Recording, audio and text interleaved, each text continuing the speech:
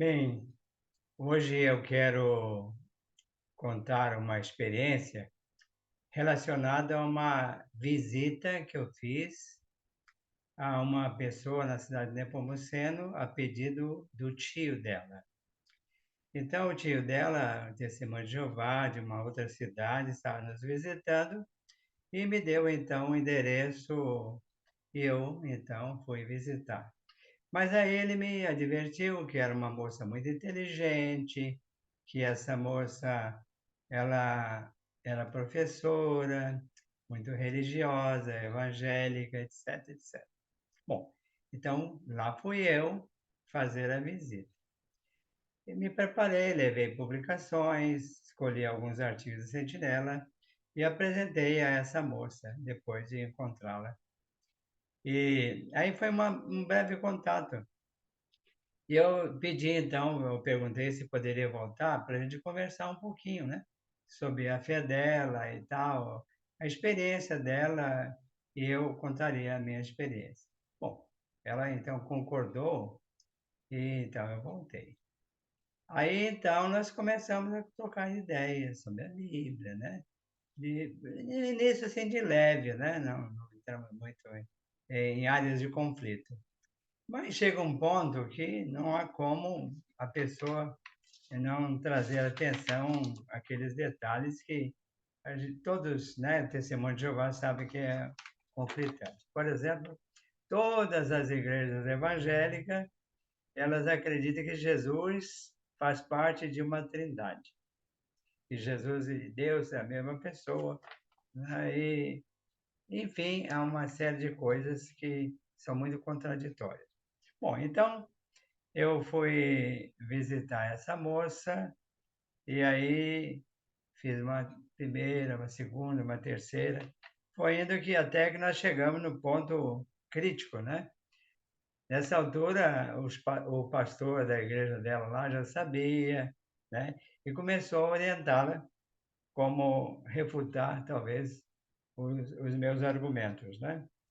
Então, eu comecei a conversar com ela, foi até que ela começou a falar assim: ah, mas você é de outra religião, e eu sou evangélica, eu não vou mudar, etc, etc, etc, né? Então, eu continuei, até argumentei com ela, né, que a nossa conversa era simplesmente para verificar aquilo que um poderia ajudar o outro, né? Assim como ela, por exemplo, podia conversar com membros da igreja dela sobre algum ponto que ela não entendia e assim por diante. Então ela concordou, né? Ou aceitou pelo menos, né, esse argumento, né? Mas aí então ela começou a dizer: mas vocês têm a própria Bíblia, é diferente. A Bíblia de vocês não é igual a nossa, tem coisas que nela existem, na nossa não existe. Como é o nome de Deus, por exemplo, né? Jeová na nossa Bíblia tem, né? O nome de Jeová é em toda a Bíblia. E já dela não. Então aí começamos a conversar e ela disse então que Jesus era Deus, né? Que a Bíblia diz em Colossenses 2:9 que ele é a plenitude da qualidade divina, habita nele, então quer dizer que a divindade de Jesus é plena, é igual a de Deus, então ele é igual a Deus, etc, etc. Mas eu falei: isso aí não é difícil.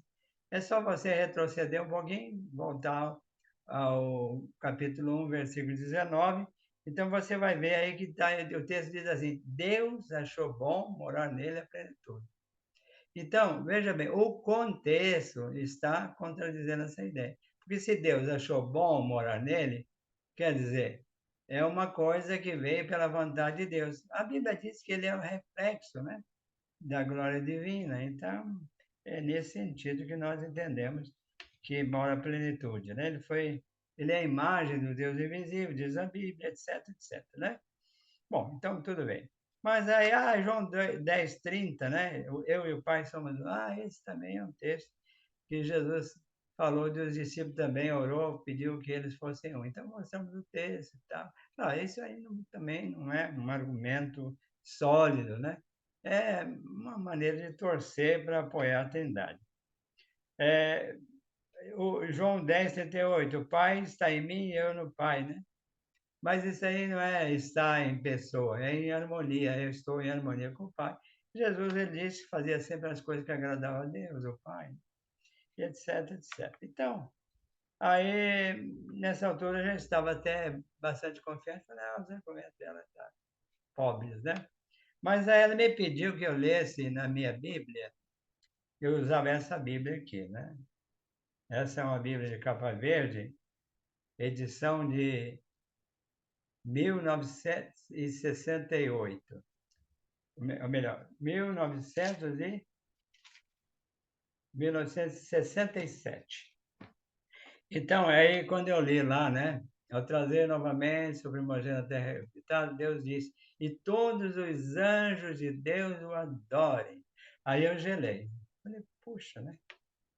Aí ela falou, e aí? Podemos adorar Jesus ou não podemos? Aí eu falei, olha, vamos fazer o seguinte, hoje já conversamos bastante, vamos deixar esse assunto para a semana que vem? Então, no próximo sábado eu volto para nós conversarmos, tá bom? Aí fui para casa, fiz muitas orações, né? E então fiz pesquisa, e aí achei alguns argumentos sobre esse texto, mas não era uma coisa assim que eu achei que poderia me ajudar e ajudar ela a entender esse ponto. Bom, então eu tinha uma Bíblia, eu tenho até hoje, né, uma Bíblia interlineada do Reino, que é o texto das escrituras gregas, no grego, né, no grego comum, koiné, e também ela é interlinear porque ela é traduzida do grego para o inglês. Bom, então eu fui pesquisar, aí abri essa Bíblia, no capítulo 6, aliás, 1, versículo 6 de Hebreus, e ali achei o texto, né? Mas aí eu notei o seguinte, né? Procurei, porque embora não saiba grego, mas eu sei ler grego por causa de aprender o alfabeto, né? Então, às vezes, tem que saber entender o significado, né? E aí, então, vi lá a palavra prosquinel. Mas o que significa isso, prosquinel? Então, fui fazer pesquisa, né? E também foi difícil, né? Aí, então, não tínhamos o ajuda e entendimento ainda, não tínhamos, né, muito recurso, não. Então, aí eu pensei assim, Jeová, me deu uma luz, né? Aí eu me lembrei do texto de, de Apocalipse 3:9, né? Ali fala da congregação de Laodiceia, né? Então, ali diz que Jesus falou para eles que faria aqueles que se dizem judeus e não são, que eles viessem e eles prostrassem e o adorassem, né? Então, pronto, é isso aí que eu preciso.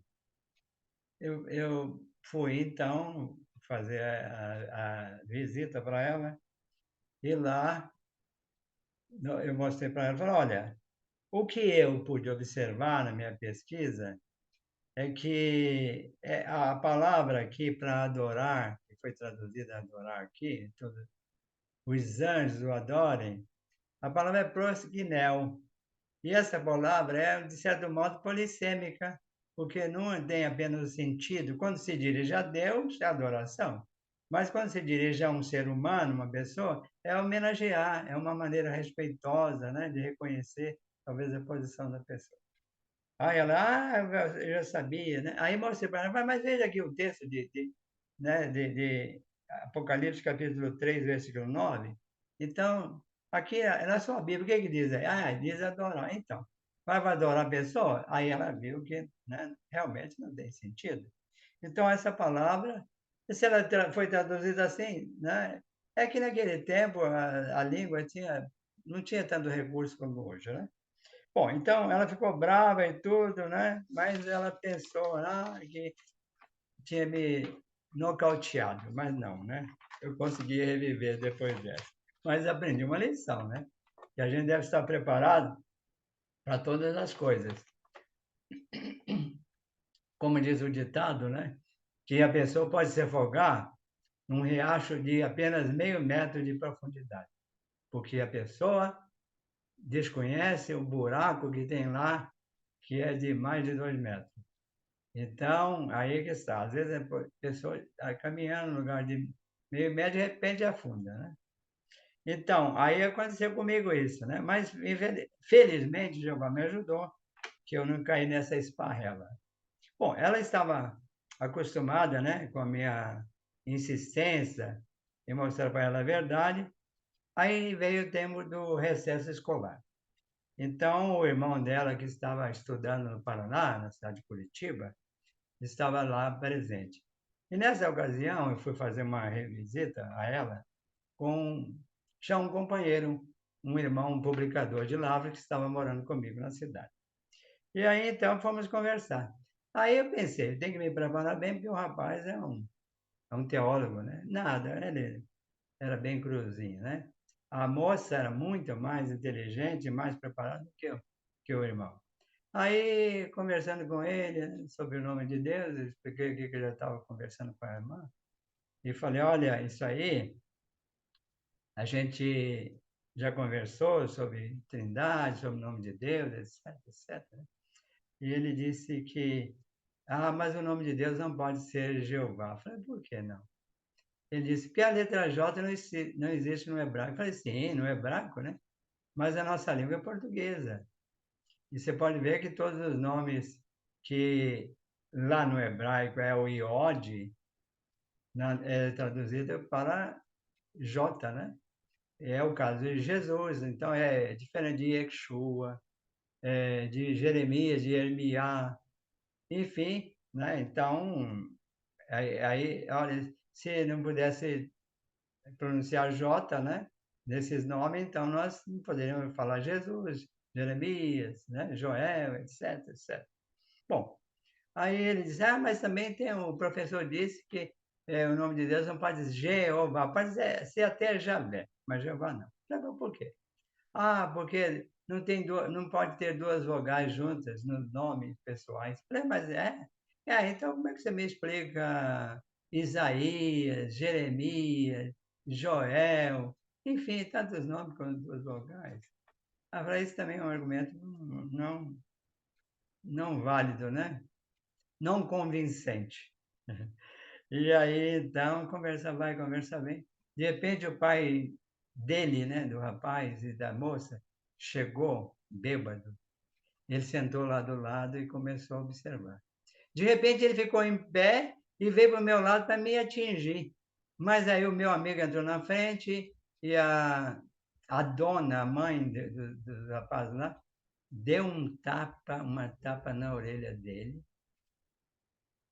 E aí eu olhei para o meu colega e falei, a hora da gente bater em retirada, né? E fomos embora. Aí foi uma decepção.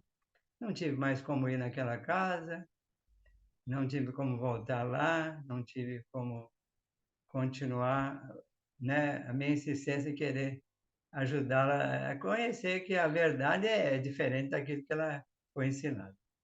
Mas aí, de vez em quando, passava lá, levava uma publicação e tudo. Mas eles ficavam assim, aquele jeito meio envergonhados, né? Bom, isso eu aprendi uma lição, né? A menos que Jeová atraia, as pessoas não chegam a conhecer a verdade. Mas futuramente eu quero mostrar para numa outra live que um adventista, né, que a gente visitou, futuramente ele se tornaria testemunho de Jeová. E se tornou mesmo, né? Hoje é nosso irmão lá na cidade de Nepomuceno. E numa outra live eu vou conversar sobre isso e uma outra família com muitos membros que a gente ajudou e aí fez a base da congregação nessa cidade. Graças a Jeová, Jeová merece toda a glória e honra, né? Nós somos meros instrumentos na mão dele.